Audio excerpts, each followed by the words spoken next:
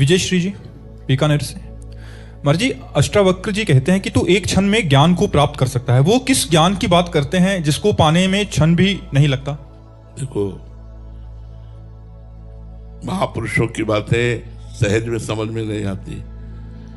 हजारों जन्म की साधना के बाद मुमुक्षुता प्रकट होती है। भगवान शंकराचार्य जी ने कहा, विवेक चूड़ामणि में देख लो, हजारों जन्मों के सुकृत और साधना जब एकत्रित होते हैं तब जीव के मन में आता है कि मैं संसार से मुक्त हो जाऊं, और वो मुमुक्षु से कहते हैं जो मोक्ष प्राप्ति के लिए व्याकुल हो जाए।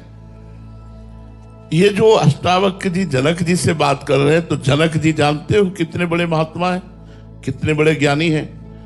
अष्टावक्र जी कह रहे हैं, घोड़े की रकाब पर पैर रखकर उसके पीठ में बैठने में जितना समय लगता है उतने में तुम्हें मैं ब्रह्मबोध प्रदान कर दूंगा। किसको? जनक जी को। हमें नहीं, हमें तो रगड़ करनी पड़ेगी।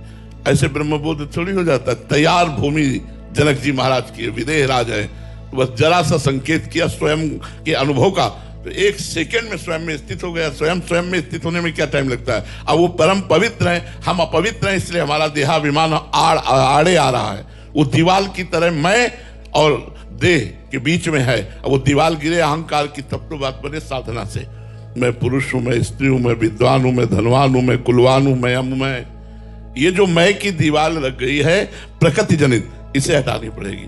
परमात्मा जनित जो मैं है वो शुद्ध ब्रह्म है, अहम ब्रह्मास्मि। और जो अहम है वो मलिन मायाकृत है। यही बीच में मेड़ है, ये मेड़ मिट जाए, सच्चिदानंद सुख का अनुभव हो जाए। कोई भी साधक हो, सबको भगवत प्राप्ति का बढ़िया अवसर मिला है, मनुष्य शरीर मिला है। हमें लगता है यार भगवत प्राप्ति न सही तो नाम जप तो कर ही लो। ऐसा नाम जप कर लो कि अगला जन्म फिर मनुष्य का मिले, फिर भजन होए। ये जो सेकेंड और क्षण की बात है, ब्रह्म ज्ञान की तैयार भूमिका की बात है। बिल्कुल तैयार हैं, बस केवल आग लगाने की जरूरत है। बिल्कुल पेट्रोल की तरह तैयार हो चुके हैं, बस ज्ञानाग्नि केवल फेंकनी है कि ज्वाला जल उठी ज्ञान की। वो है जनक जी महाराज और उपदेष्टा है अष्टावक्र जी। वैसी भूमिका सबकी थोड़ी तैयार है। इसलिए खूब नाम जप करो। नाम जप से परम मंगल हो जाएगा, ब्रह्मबोध भी हो जाएगा, प्रेम भी हो जाएगा, मोक्ष भी मिल जाएगा। जो चाहोगे वो सब नाम से प्राप्त हो जाएगा। ओम प्रकाश गर्ग जी मध्य प्रदेश से। राधे राधे महाराज जी। महाराज जी, जीवन के इस अंतिम पड़ाव में जब शरीर शिथिल हो रहा है तभी मन दूसरों के प्रति ईर्ष्या और क्रोध के विकार शांत नहीं कर पा रहा। हाँ, चूंकि अभ्यास नहीं किया ना पहले से अध्यात्म का, अभ्यास ना होने के कारण शरीर बुढ़ा गया, मन बुद्धि थोड़ी बुढ़ा गए। मन बुद्धि तो नवीन ही रहते, शरीर बुढ़ा गया है, मन बुद्धि तो वही है। ये कभी थकित नहीं होते हुए, कभी पुराने नहीं होते। ये नवम नवम भोग, नवम नवम राग द्वेष ईर्ष्या ये पैदा करते रहते हैं। इसी के रोकने के लिए भगवान का भजन है। यदि भगवान का नाम जप करो तो सब ठीक हो जाएगा। जासु नाम भव भेषज हरन घोर त्रयशूल, दैहिक दैविक भौतिक तापों का नाश और संसार के आवागमन चक्र से मुक्ति, ये सब भगवान के नाम से मिल जाएगी। इसलिए नाम जप करो अधिक से अधिक, राग द्वेष के चक्कर में मत पड़ो। चलना है यहां से, मरना है। एक काल का कसाई वाला है मृत्यु लोक, सबको मरना है। कोई आज, कोई कल, कोई परसों, पर मरना प्यारे सबको है। कुछ ऐसा कर लो जो यहां से ले जाओ।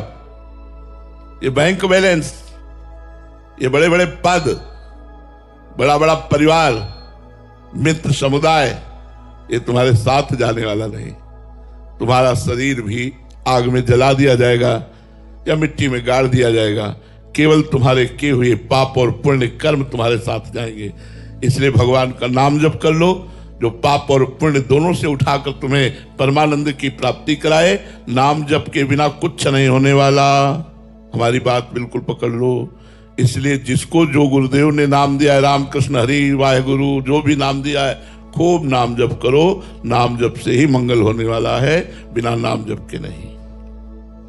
वसुंधरा गौड़ जी। राधे राधे महाराज जी। महाराज जी, आपके चरणों में कोटि कोटि प्रणाम। महाराज जी, मुझसे संतों के प्रति और आपके प्रति मन वचन से कोई अपराध बन गया है शायद, जिसके फलस्वरूप भजन में बहुत आलस प्रमाद आ गया है। श्री जी के लिए रोना जो पहले आता था वो भी गायब सा हो गया। महाराज जी, आप कोई दंड दें या कोई प्रायश्चित बता दीजिए। रोज सुबह प्रातः उठ करके वृंदावन को प्रणाम करके जो हम बोलते हैं वो बोला करो। हे वृंदावन धाम, हमारे जाने अनजाने में व्यक्त अव्यक्त महापुरुषों से यदि कोई अपराध आपका बन गया हो तो आप हमें क्षमा करें। हर वृंदावन वासी को रोज वृंदावन धाम से प्रार्थना करनी चाहिए कि रोज प्रार्थना करें कि जाने अनजाने में यदि कोई अपराध बन गया हो, व्यक्त अव्यक्त महापुरुषों का अपराध बन गया हो, तो हे धाम कृपा करके मुझे क्षमा कर दो। तो जो अपराध होंगे वो सब भस्म हो जाएंगे और बुद्धि शुद्ध हो जाएगी, अपराध बनेंगे ही नहीं। ऐसा करो। संस्कृति जी, राधे राधे महाराज जी। महाराज जी, बाहर की दुनिया का संघर्ष और अंदर की दुनिया का संघर्ष दोनों में बैलेंस कैसे करें? अगर बाहर हम किसी से प्रेम करते हैं तो हम ये आकांक्षा रखते हैं कि वैसा ही प्रेम मिले, बट नहीं मिलता तो फिर महाराज जी अंदर से दुखी हो जाते हैं। ऐसे में आपने आपको कैसे? देखो, बाहर तो जितना जगत है उसको कहा गया विषम, कभी सम तो हो नहीं सकता संसार। जीत विषम संसार, संसार विषम है। और भगवान ने इस संसार को लिखा है दुखालयम अशाश्वतम, दुख देने वाला और नाशवान। फिर आप इसमें सुख कैसे पा सकते हैं? फिर आप इसमें प्रेम कैसे पा सकते हैं?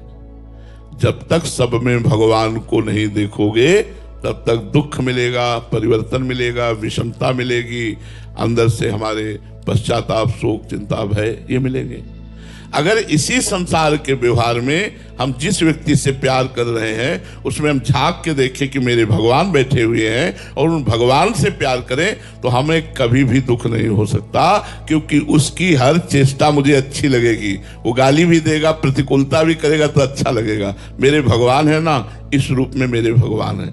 जब तक भगवत भाव नहीं रखोगे तो संसार दुखमय है, संसार विषम है, संसार में द्वंद्व है, कभी लाभ कभी हानि, कभी सुख कभी दुख, कभी मान कभी अपमान, कभी जय कभी पराजय, ये सब बना रहेगा। इसलिए सर्वतो भावेन भगवान की शरण में होकर भगवान का नाम जप करते हुए सब में भगवत भावना की जाए तो अंदर और बाहर दोनों जगह का बैलेंस बन जाएगा। अगर भजन नहीं है, भगवत शरणागति नहीं है, तो ना बाहर का बैलेंस बनेगा ना भीतर का बैलेंस बनेगा। बेमतलब में निगेटिव विचार सोचकर जलते रहोगे, अशांत रहोगे, क्योंकि अंदर विवेक नहीं जागृत हुआ। बाहर बेमतलब की कल्पना करके किसी से अनुकूल, किसी से प्रतिकूल, किसी से राग, किसी से द्वेष, हमारा जीवन व्यर्थ चला जाएगा। तो यदि हम बाहर और भीतर दोनों जगह मंगल चाहते हैं तो गोस्वामी तुलसीदास जी कह रहे हैं, राम नाम मणि दीप धरी, जीह देहरी द्वार, तुलसी भीतर बाहिरहु, जो चाहसी उजियार। बोले भगवान के नाम रूपी मणि को जीभ रूपी द्वार पे रख लो तो भीतर भी बैलेंस बन जाएगा और बाहर भी आनंद रहेगा।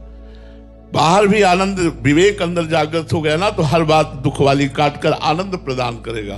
पर राम नाम मणि दीप धरी, जीह देहरी द्वार, यजिभ्यागे वर्तते नाम तुभ्यम। नाम जीह जप जागे जोगी। आहा, इस संसार की मोह निद्रा से योगी जाग जाता है नाम जप करके। अगर जीभ से नाम जप करोगे तो कंठ में जाएगा, कंठ से हृदय में जाएगा, और जब हृदय से नाम चलेगा तो भगवत साक्षात्कार हो जाएगा। इसलिए भीतर और बाहर के बैलेंस को बनाने के लिए भगवान की शरण में होकर भगवान का नाम जप करो।